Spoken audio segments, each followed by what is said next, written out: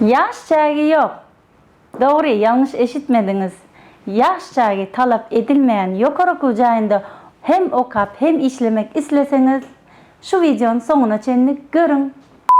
Türkiye'de bir neçe üniversitelerde yaş çağı sebepli indi yukarı kucağında okumaya giyecek aldınız mı düşünüyorsunuz? Giyecek alınız o.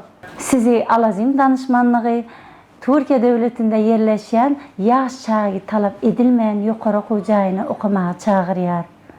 Eğer siz hem işlep hem okumak isteyen olsanız vakt yitirmen şu gün şu vaktin özünde alazim danışmanlığına can edin, haberlaşın. İsteseniz Türkiye devletinde, isteseniz başka devletlerde ve hatta öz yurdumuz Atabatan Türkmenistan devletimizde işlemek mümkünçiliklerini öz içine alayan yukarı kucağında okumak fırsatını elden gidirmen.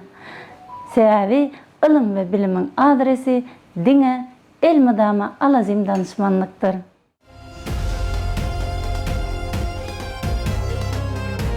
Alazim Consulting.